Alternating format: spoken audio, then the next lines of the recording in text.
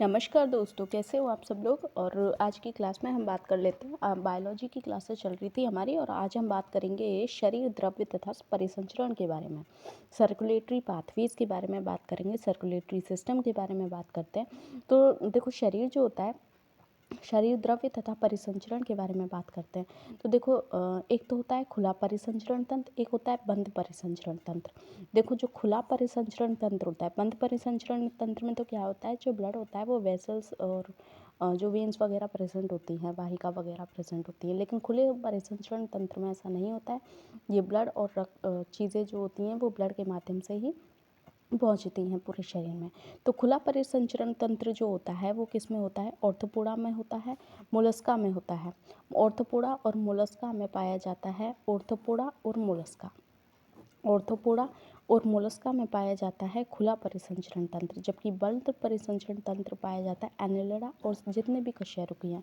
ये तो पता ही, ये बंद वाला, खुला याद रखना है ऑर्थोपोडा और मोलस्का में। मछली जो होती है वो 2 चैम्बर्ड हार्ट होती है। उभयचर और जो सरीसृप होते हैं, रेप्टाइल जो होते हैं, एम्फीबियंस और रेप्टाइल्स, उसमें 3 चैम्बर्ड हार्ट होता है। और पक्षी और जो स्तनधारी होते हैं, पक्षियों में भी 4 चैम्बर्ड हार्ट पाया जाता है। एक मगरमच्छ में भी 4 चैम्बर्ड हार्ट पाया जाता है। ठीक है। कवरिंग लेयर ऑफ हार्ट के बारे में बात करें तो हार्ट पे कवरिंग जो लेयर्स होती हैं वो है एपिकार्डियम, आउटरमोस्ट होती है, फिर मायोकार्डियम, फिर एंडोकार्डियम। एपी, मायो और एंडो, एपिकार्डियम, मायोकार्डियम और एंडोकार्डियम। ठीक है। भ्रूण हृदय में कुल 6 कपाट होते हैं। जो भ्रूणीय हृदय होता है उसमें 6 कपाट होते हैं। ट्राइकप्सिड्स, बाइकप्सिड्स, अर्धचंद्राकार, महाधमनी अर्धचंद्राकार और थेवेशियन और यूस्टेचियन। ये भ्रूणीय हृदय में 6 कपाट पाए जाते हैं। ठीक है। अब हम बात कर लेते हैं कंडक्टिंग सिस्टम ऑफ हार्ट। देखो, हार्ट का जो कंडक्टिंग सिस्टम है वो है, एक तो एसएन होता है, साइनो एट्रियल नोड, यानी कि एसएन और एवीएन, और ऑट्रियो वेंट्रिकुलर नोड। एक तो होता है एसएन, साइनो एट्रियल नोड, और एक होता है एवीएन, ऑट्रियो वेंट्रिकुलर नोड। जो एवी नोड होता है वो गति प्रेरक होता है, यानी कि पेसमेकर जिसको कहते हैं। पेसमेकर ऑफ हार्ट किसको कह देते हैं, एवी नोड को कहते हैं, एवी। सामान्यतः हृदय स्पंदन दर 70 से 75 प्रति मिनट होती है। 70 से 75 प्रति मिनट होती है। हृदय क्रिया का नियमन के बारे में बात करें तो हृदय की सामान्य क्रियाओं का नियमन अंतरिम होता है। हृदय की सामान्य क्रियाओं का नियमन क्या होता है, अंतरिम होता है। विशेष पेशी ऊतक द्वारा स्वयं नियमित होते हैं। देखो, हृदय क्रिया के नियमन के बारे में बात करें तो हृदय की सामान्य क्रियाओं का जो नियमन होता है वो अंतरिम होता है, और विशेष पेशी ऊतक द्वारा स्वयं नियमित होते हैं, अर्थात इसलिए हृदय को क्या बोलते हैं, मायोजेनिक बोलते हैं। तो क्योंकि हृदय का जो विशेष पेशी ऊतक द्वारा ये स्वयं नियमित होते हैं, इसलिए ये कैसे होते हैं, मायोजेनिक होते हैं। मायोजेनिक कहते हैं। हार्ट कैसा होता है, मायोजेनिक होता है। मेड्यूला ओब्लंगेटा हृदय क्रियाओं को संचालित कर सकता है, यानी कि इसका नियमन कौन करता है, जो मेड्यूला ओब्लंगेटा होता है मस्तिष्क में। अनुकंपी हृदय स्पंदन बढ़ जाती है। जो अनुकंपी होती है, पैरासिम्पैथिक हृदय स्पंदन जो होती है वो क्या होती है, बढ़ जाती है। कार्डियक साइकिल के बारे में बात करें तो एक हृदय स्पंदन के आरंभ से दूसरे स्पंदन के आरंभ होने के बीच के घटनाक्रम को क्या बोलते हैं, हृदय चक्र कहते हैं। एक चक्र स्पंदन के आरंभ से दूसरे स्पंदन के आरंभ होने के बीच के घटनाक्रम को क्या बोलते हैं, हृदय चक्र कहते हैं। दोनों आलिंदों तथा दोनों लयनों का प्रकुंचन एवं अनुशीतलन सम्मिलित होता है। इसमें दोनों आलिंद तथा दोनों निलय का प्रकुंचन भी होता है, और डायस्टॉल और सिस्टॉल, प्रकुंचन और अनुशीतलन दोनों सम्मिलित होते हैं। किसमें, हृदय चक्र में, कार्डियक साइकिल में। हृदय स्पंद 1 मिनट में 72 बार होता है। 1 मिनट में कितना होता है, 72 बार होता है। एक चक्र का जो समय होता है वो होता है 0.8 सेकेंड। 0.8 सेकेंड एक चक्र का समय होता है। हृदय स्पंद 1 मिनट में 72 बार होता है। प्रत्येक हृदय चक्र में निलय जो होता है, वो 70 मिली रक्त जो होता है उसको पंप करता है। प्रत्येक हृदय चक्र का समय होता है 0.8 सेकेंड। 0.8 सेकेंड में जो निलय होता है वो 70 मिली रक्त को पंप कर देता है। इतनी फास्ट है। देखा, हार्ट बहुत ही फास्ट काम करता है। हृदय की जो साउंड्स हैं, यानी कि हार्ट की जो साउंड्स हैं, उसके बारे में बात करें तो फर्स्ट हार्ट साउंड है वो है लव, यानी कि क्लोजनिंग ऑफ जो एवी जो दो द्विवल्नी और त्रिवल्नी जो कपाट हैं, यानी कि एवी जो वाल्व्स हैं, उनके बंद होने से लव साउंड प्रोड्यूस होती है, जो कि फर्स्ट हार्ट साउंड है लव। सेकेंड हार्ट साउंड होती है डफ, यानी कि क्लोजनिंग ऑफ अर्धचंद्राकार कपाट। ठीक है, सेकेंड हार्ट साउंड है डव, यानी कि क्लोजनिंग ऑफ अर्धचंद्राकार कपाट। हृदय ध्वनियों को ग्राफ पर चित्रित करना, फोनोकार्डियोग्राफी। हृदय जो ध्वनियाँ होती हैं उनको ग्राफ पर चित्रित करना क्या कहलाता है? फोनोकार्डियोग्राफी कहलाता है। हृदय जो ध्वनि होती है उनको ग्राफ पर चित्रित करना फोनोकार्डियोग्राफी कहलाता है। इसके अलावा हृदय गति को जिस यंत्र से सुना जाता है उसको बोलते हैं स्टेथोस्कोप। और स्टेथोस्कोप की जो खोज की है वो की है लेने ने। लेने ने इसकी खोज की है स्टेथोस्कोप की। अब मॉलस्का व वर्टिब्रेट के हृदय गति पेशीय ऊतकों द्वारा उत्पन्न होती है और ऐसी हृदय गति को मायोजेनिक हार्ट बीट कहते हैं। जो मॉलस्का और वर्टिब्रेट्स होते हैं, मोलस्का और जो हम भी तो हैं वर्टिब्रेट्स में, हृदय गति पेशीय ऊतकों द्वारा उत्पन्न होती है। मस्कुलर जो टिश्यूज़ होते हैं उनके द्वारा जो हृदय गति होती है वो होती है, और हृदय गति को इसीलिए मायोजेनिक हार्ट बीट कहते हैं। मायोजेनिक हार्ट होता है इनका। डबल सर्कुलेशन के बारे में बात करें तो किस तरह से होता है? देखो, डबल सर्कुलेशन सबसे पहले राइट एट्रियम में, यानी कि सबसे पहले ब्लड कहाँ से आएगा? राइट एट्रियम में आएगा। राइट एट्रियम से फिर राइट वेंट्रिकल में जाएगा। और देखो इस तरह की चीज़ें होती हैं ये, ठीक है। यहाँ पे ये राइट एट्रियम, फिर राइट वेंट्रिकल, फिर जाता है ये यहाँ से पल्मोनरी आर्टरी के थ्रू लंग्स में जाएगा।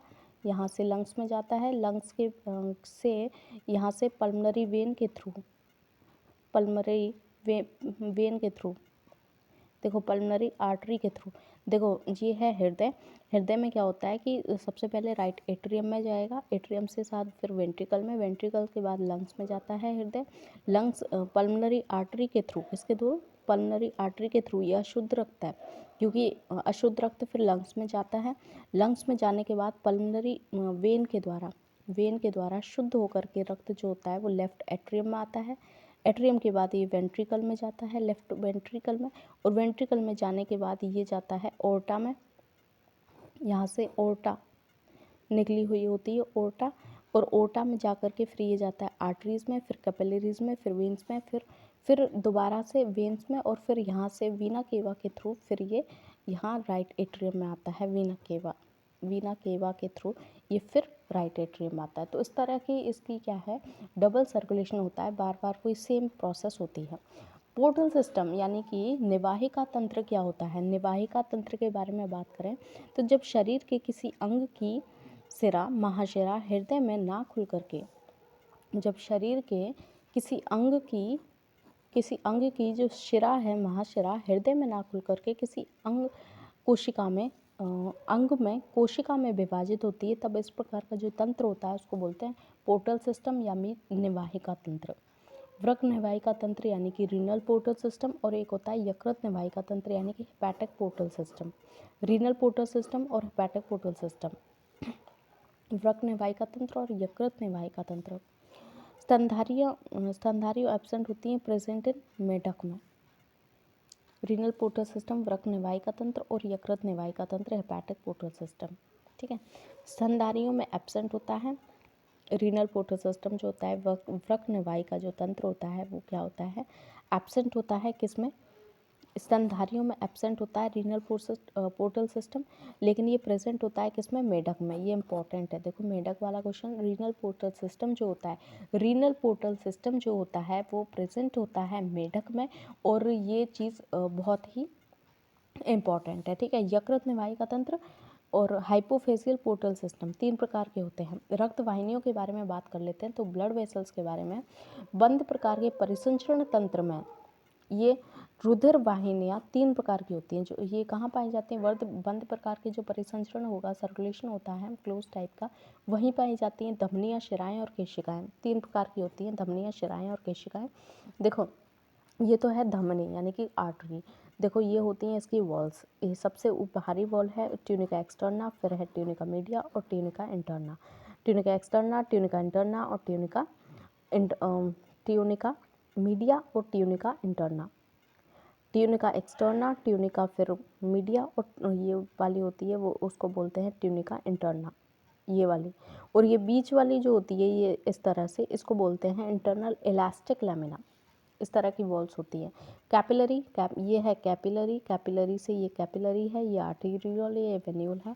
और इधर वेन के बारे में बात करें तो वेन इस तरह की होती है, ट्यूनिका एक्सटर्ना, ट्यूनिका मीडिया और ट्यूनिका इंटरना भी होती है इसमें। और इसमें एक इम्पॉर्टेंट होती है इंटरनल इलास्टिक लैमिना आर्टरी में। धमनी और शिरा के बारे में डिफरेंस के बारे में बात करते हैं तो धमनी और शिरा, देखो धमनी जो होती है यानी कि वो एच ओ धमनी, DHOD, ठीक है। हार्ट टू ऑर्गन, रुधिर को कहाँ से लेके जाती है ये? देखो जो धमनी होती है और जो शिरा होती है, धमनी में HO होती है यानी कि हार्ट से ऑर्गन की तरफ रुधिर आता है, हार्ट से रुधिर ऑर्गन की तरफ फ्लो होता है। और जो शिरा होती है उसमें ऑर्गन से हार्ट की तरफ रुधिर का फ्लो होता है, ऑर्गन से हार्ट, ठीक है। यहाँ पे HOD याद रखना है, धमनी में HOD। यहाँ पे जो धमनी होती है उसमें शुद्ध रुधिर होता है, यानी कि ये धमनी जो होती है उसमें होता है शुद्ध रुधिर प्रेजेंट होता है। फुसफुस धमनी को छोड़ करके शुद्ध रुधिर बहता है धमनी में, ठीक है। शुद्ध रुधिर प्रेजेंट होता है किसमें? धमनी में। और अशुद्ध रक्त फ्लो होता है वेन में। शिरा जो होती है उसमें अशुद्ध रक्त होता है एक्सेप्ट फुसफुस, ये शिरा को छोड़ करके। बाकी रुधिर अधिक दबाव के कारण बहता है। यहाँ पे जो धमनी होती है उसमें रुधिर जो होता है वो अधिक दबाव के साथ बहता है और यहाँ पे कम दबाव धीमी गति से बहता है। शरीर में गहराई में स्थित होती है, शरीर में ये कैसा होता है? गहराई में स्थित होता है। और त्वचा में कम गहराई में स्थित होता है। शरीर में गहराई में स्थित होता है, त्वचा में कम गहराई में स्थित होता है। त्वचा में कैसा होता है? कम गहराई में स्थित होता है। धमनियों की जो भित्ति होती है वो दृढ़ होती है, मोटी होती है। धमनियों की जो भित्ति होती है वो दृढ़ होती है और मोटी होती है। धमनियों की जो भित्ति होती है वो कैसी होती है? दृढ़ होती है और मोटी होती है। जबकि शिराओं की भित्ति पतली और कोमल होती है। गुहा इनकी सक्रिय होती है और गुहा जो होती है इनकी वाइड होती है, चौड़ी होती है वेन की। जो सिरा होती है उसकी जो ल्यूमन होती है वो वाइड होती है। भीतर कपाट नहीं पाए जाते, कपाट इसमें नहीं पाए जाते हैं। धमनी जो होती है उसमें कपाट नहीं पाए जाते, लेकिन इसमें जो ये होती है शिरा, ये चौड़ी होती है और इसमें कपाट भी पाए जाते हैं, ठीक है। ये लाल कलर रेड सी होती है, लाल कलर की, ठीक है। और ये जो शिरा होती है वो नीली होती है। ये बाहर से देखने पर भी हमें कुछ वेन्स दिखाई देती है नीली नीली, वो हैं सिरा। दीवार मोटी होने के कारण ये क्या पिचकती नहीं है, और जबकि सिरा के खाली होने पर दीवार पिचक जाती है। सिरा के खाली होने पर ये दीवार जो होती है वो क्या होती है? पिचक जाती है इसकी। तो ये हमने कुछ डिफरेंस देख लिया धमनी और आर्टरी में। तो धमनी देखो सीधी सी बात है, और हार्ट टू ऑर्गन शुद्ध रुधिर होता है धमनी में। उसके अलावा रुधिर अधिक दबाव के साथ बहता है, शरीर में गहराई में स्थित होती है और धमनियों की भित्ति दृढ़ व मोटी होती है। भित्ति दृढ़ व मोटी होती है, गुहा सक्रिय होती है, भीतर कपाट नहीं पाए जाते हैं, लाल कलर की होती है, दीवार मोटी होने के कारण ये पिचकती नहीं है, ठीक है। धमनी। रक्त दाब यानी कि ब्लड प्रेशर के बारे में बात करें तो दाब जो प्रवाहित होते हुए रक्त द्वारा धमनियों की दीवारों पर लगाया गया है, वह दाब जो प्रवाहित होते हुए रक्त के द्वारा धमनियों की दीवारों पर लगाया जाता है उसको बोलते हैं क्या? ब्लड प्रेशर या रक्त का दाब। दो अवस्थाएं होती हैं, एक तो होती है सिस्टोलिक प्रेशर और एक होता है डायस्टोलिक प्रेशर। सिस्टोलिक यानी कि 120 mmHg होता है और डायस्टोलिक 180 mmHg होता है। तो हमारा जो बीपी होता है वो 120 to 80 ये सही होता है, ठीक है। रक्तदाब मापा जाता है स्फिग्नोमेनोमीटर के द्वारा। स्फिग्नोमेनोमीटर के द्वारा जो रक्तदाब होता है वो मापा जाता है। बीपी को प्रभावित करने वाले जो कारक हैं उसमें एक तो है एक्सरसाइज करते हैं तब बीपी बढ़ता है, ओबेसिटी जब मोटापा बढ़ता है तो भी बीपी बढ़ता है, भावुकता और उत्तेजना जो होती है उसमें भी बीपी जो होता है वो बढ़ता है। नब्ज के बारे में बात करें तो नब्ज मनुष्य की कलाई में स्थित रेडियल धमनी, नब्ज जो होती है, पल्स जो होती है, वो मनुष्य की कलाई में स्थित रेडियल थंबने यानी कि रेडियल आर्टरी में नब्ज महसूस की जाती है। मनुष्य की कलाई में स्थित रेडियल थंबने यानी कि रेडियल आर्टरी में नब्ज महसूस की जाती है। रेडियल आर्टरी में, रेडियल जो आर्टरी होती है उसमें नब्ज महसूस की जाती है। तो ईसीजी के बारे में बात करें तो इलेक्ट्रोकार्डियोग्राफ, इलेक्ट्रोकार्डियोग्राफ यानी कि ईसीजी जो है उसके बारे में अगर हम बात करें तो हृदय चक्र की विद्युत क्रियाकलापों का आरोग्य निरूपण होता है। देखो ईसीजी या इलेक्ट्रोकार्डियोग्राफ के बारे में अगर हम बात करते हैं तो हृदय चक्र की विद्युत क्रियाकलापों का आरोग्य निरूपण होता है। जो विद्युत क्रियाकलाप होते हैं हृदय चक्र के, तो उनका आरेखीय निरूपण होता है, उसको बोलते हैं ईसीजी। इसमें PQRST इस तरह की चीज़ें होती हैं। PQRST, देखो पी से और टी तक, यानी कि पी से टी तक जो हृदय की विशेष विद्युत क्रियाओं को प्रदर्शित करता है। पी से टी, पी जो होता है ये प्रदर्शित करता है, ये जो पी है वो आलिंद के उद्दीपन को, यानी कि आलिंद के उद्दीपन को, यानी कि विध्रुवण को, दोनों आलिंदों का संकुचन होता है। देखो आलिंद के उद्दीपन को दर्शाता है पी, विध्रुवण को दर्शाता है, दोनों आलिंदों का इसके बाद क्या होता है, संकुचन होता है। दोनों आलिंदों का संकुचन होता है, ठीक है। और QRS जो है, QRS, ये जो QRS है ये निलय के अध्रुवण को दर्शाता है। ये विध्रुवण और ये अध्रुवण, निलय के अध्रुवण यानी कि प्रकुंचन, यानी कि सिस्टोल की शुरुआत का घोतक होता है वो कौन होता है, QRS, यानी कि QRS निलय के अध्रुवण को दर्शाता है। अध्रुवण, डिपोलराइजेशन, देखो एक तो है विध्रुवण और एक है अध्रुवण। तो विध्रुवण कौन दर्शाता है, पी, और जबकि QRS अध्रुवण आलिंद के, ऑरिकल के, ये भी ध्यान रखना, आलिंद और निलय के अध्रुवण को दर्शाता है QRS, जबकि जो आलिंद के विध्रुवण को दर्शाता है पी। और प्रकुंचन, सिस्टोल की शुरुआत का घातक होता है QRS, निलय के अध्रुवण को दर्शाता है। पूछा जाता है यहाँ से क्वेश्चन, ठीक है। डिसऑर्डर्स ऑफ सर्कुलेटरी सिस्टम के बारे में बात करें तो कुछ डिसऑर्डर्स हैं जो कि सर्कुलेटरी सिस्टम के दौरान होते हैं। पहला है हाई बीपी, यानी कि इसमें जो रक्तचाप होता है वो 120/80 से अधिक हो जाता है, यानी कि 120 पंपिंग दाब होता है सिस्टोलिक, और ये होता है डायस्टोलिक, ठीक है। 140 to 90 अति तनाव प्रदर्शित करता है। जब ये बढ़ जाता है इसका मतलब है अति तनाव प्रदर्शित करता है 140-90, ठीक है, से ज़्यादा, और ये सामान्य वाला है। और हृदय धमनी रोग जो है, हृदय से जो कोरोनरी आर्टरी डिसीजेस होते हैं जिनको बोलते हैं CAD, कोरोनरी आर्टरी डिसीजेस यानी कि CAD के बारे में बात करें तो इसका रोग होता है एथेरोस्क्लेरोसिस। एथेरोस्क्लेरोसिस हो जाता है। यह बीमारी धमनियों के अंदर कैल्शियम, फैट, अन्य रेशीय ऊतकों के जमा होने के कारण होती है। ये बीमारी जो होती है वो धमनियों के अंदर क्या होता है, जो धमनियाँ होती हैं उनके अंदर कैल्शियम, फैट्स और अन्य रेशीय जो ऊतक होते हैं उनके जमा होने से होता है एथेरोस्क्लेरोसिस, ठीक है। कोरोनरी आर्टरी डिजीज में आता है ये। एंजीना के बारे में बात करें तो हृदय पेशी में जब पर्याप्त ऑक्सीजन नहीं पहुंचती है तब सीने में दर्द होता है। एंजीना पेक्टोरस में सीने में दर्द होता है जब पर्याप्त ऑक्सीजन नहीं पहुंच पाती है। किसको, हृदय पेशी में पर्याप्त ऑक्सीजन जब नहीं पहुंच पाती है तो सीने में दर्द महसूस होता है। रक्त बहाव को प्रभावित होने से रोकती है, रक्त बहाव जो होता है उसको प्रभावित होने से रोकती है एंजीना पेक्टोरस। हार्ट फेलियर के बारे में बात करें, इसमें हृदय की धड़कन बंद हो जाती है। हृदय पेशी को रक्त आपूर्ति अचानक अपर्याप्त हो जाने से क्षति होती है। हार्ट फेलियर के बारे में बात करें तो इसमें हृदय की धड़कन बंद हो जाती है। हार्ट फेलियर के बारे में बात करें तो इसमें हृदय की जो धड़कन होती है वो बंद हो जाती है।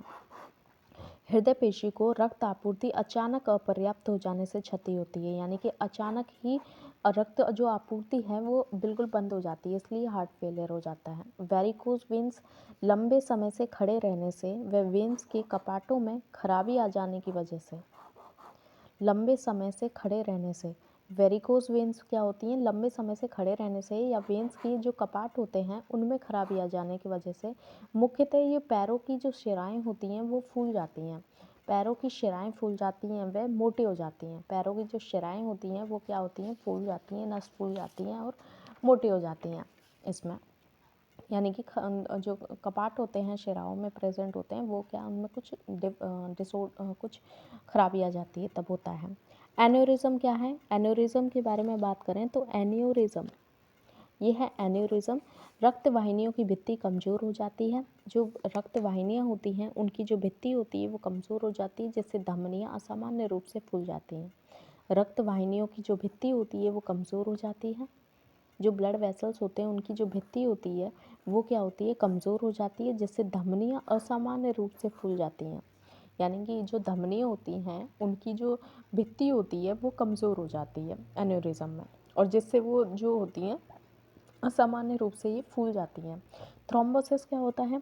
थ्रोम्बोसिस, थ्रोम्बोसिस के बारे में बात करें तो रक्त वाहिनियों में रक्त जम जाता है। जो ब्लड होता है, रक्त वाहिनियों में जो ब्लड होता है वो जम जाता है, जिसकी वजह से रक्त परिसंचरण तंत्र में रक्त का बहाव रुक जाता है। जिसकी वजह से रक्त परिसंचरण तंत्र में रक्त का जो बहाव होता है वो रुक जाता है, रक्त जाम हो जाता है। इसको बोलते हैं क्या? इसको बोलते हैं थ्रोम्बोसिस। ठीक है, ओके। तो आज हमने सर्कुलेटरी सिस्टम के बारे में बात कर ली है। नेक्स्ट क्लास में नेक्स्ट जो चीज़ नेक्स्ट जो टॉपिक है उसके बारे में बात करेंगे। तब तक के लिए धन्यवाद।